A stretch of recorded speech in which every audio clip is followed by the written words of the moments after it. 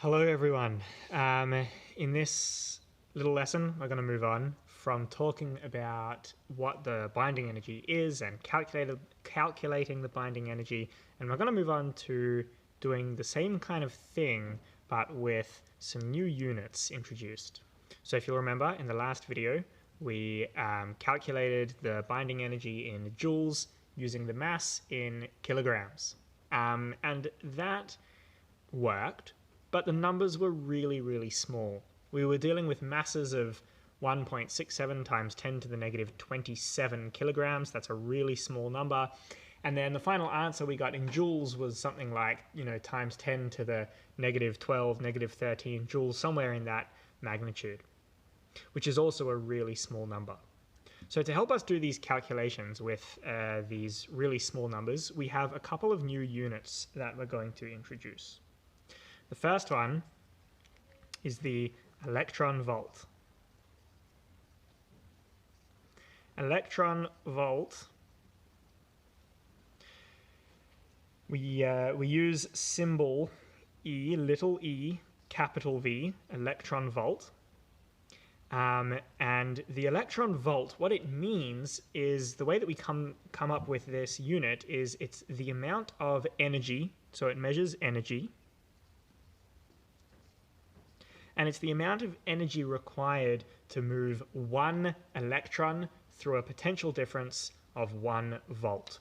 You might not totally understand what those words I just used mean right now, because we haven't actually done our electricity unit in this course, but it's the amount of, that's what electron volts mean. It's the amount of energy required to move one electron through a potential difference of 1 volt. The important thing for our purposes is that that is a really small amount of energy.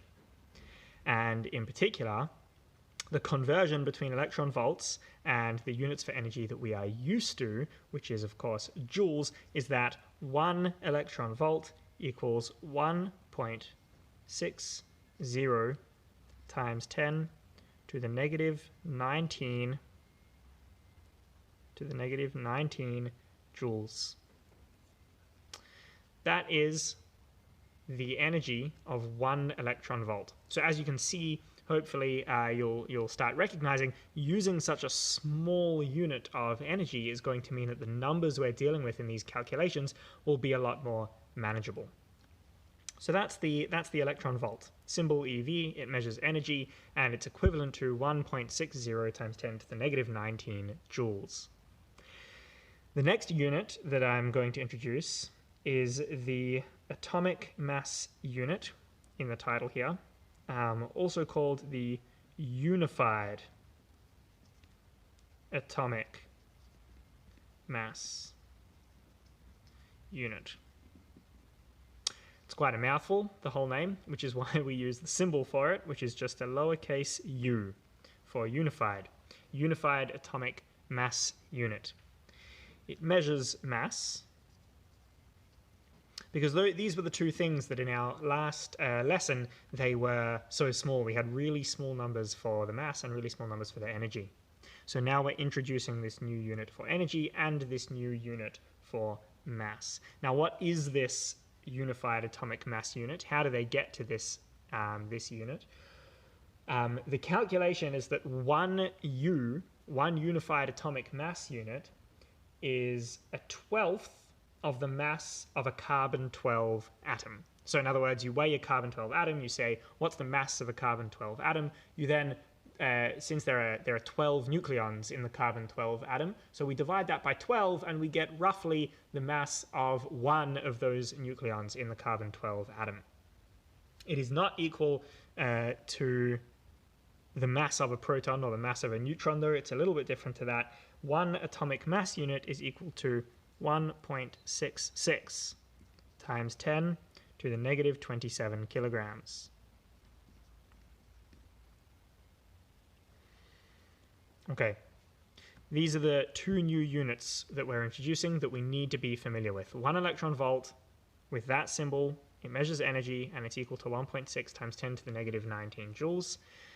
The unified atomic mass unit has symbol lowercase u, it measures mass, and it's equivalent to 1.66 times 10 to the negative 27 kilograms.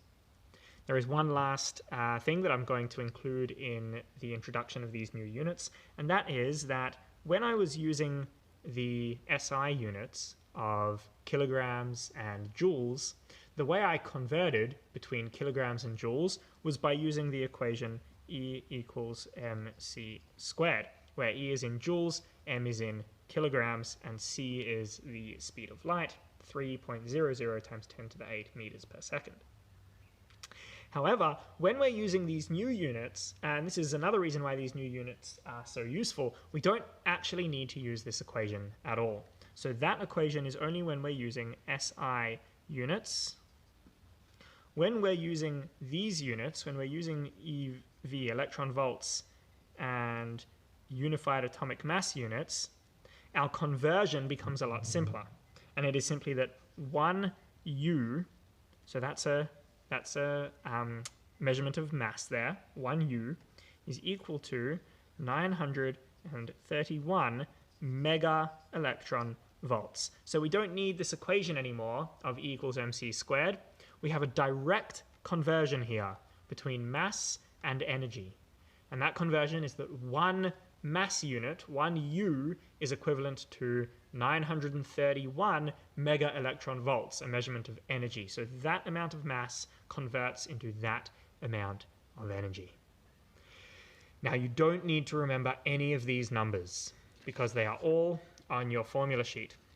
So this is page 4 of your formula and data sheet that you get. And at the top here, under physical constants, you've got the electron volt, you've got the unified atomic mass unit, and down here you've got the mass energy equivalent. 1 U is equal to 931 mega electron volts. So you don't actually need to remember any of these numbers, but it's obviously very important to know what they are and what the different units mean. So the example that we went through in the last lesson with a helium-4 nucleus, let's just run through that exact same thing using these new units of electron volts and unified atomic mass units. So using these new units, we could say that 1 proton, the mass of a proton is now equal to, we could say that the mass of a proton is equal to 1.00727 U, and I know I'm using more than 3 significant figures there. I'm using a lot of decimal places. We generally do that when we're using U because we're dealing with really small numbers, and especially when we get properly into fission and fusion in later lessons, sometimes there's a really small difference and we need to be able to calculate that. So I'm actually going to use all of the significant figures that I'm given here. You don't need to remember any of these numbers. Any question that asks you to do things involving numbers that are not physical constants, that are not on your data sheet, the question will give you the numbers that you need. So that's the mass of a proton. The mass of a neutron in unified atomic mass units is slightly larger. It's 1.00867 unified atomic mass units. Now, if I therefore want to calculate the mass of, if I stick two protons and 2 neutrons together, I would do 2 times 1.00727, and I would add that to 2 times 1.00867. And I would get that that is equal to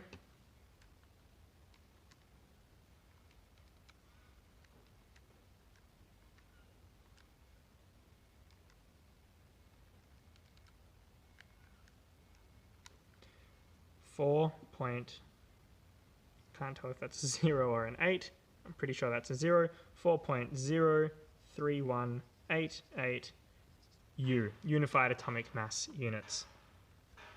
However, when we actually measure the helium-4 nucleus, the mass of helium-4, we know that it's actually equal to 4.00260 unified atomic mass units.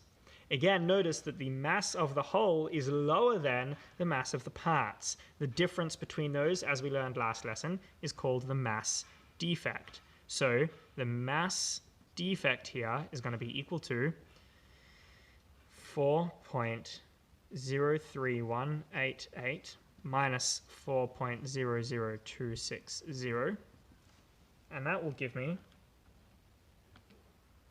4.03188 minus 4.00260.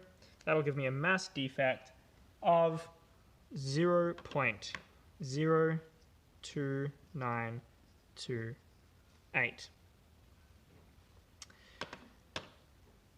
unified atomic mass units. Now we can calculate how much energy that would convert into by using my 1U equals 931 mega electron volts.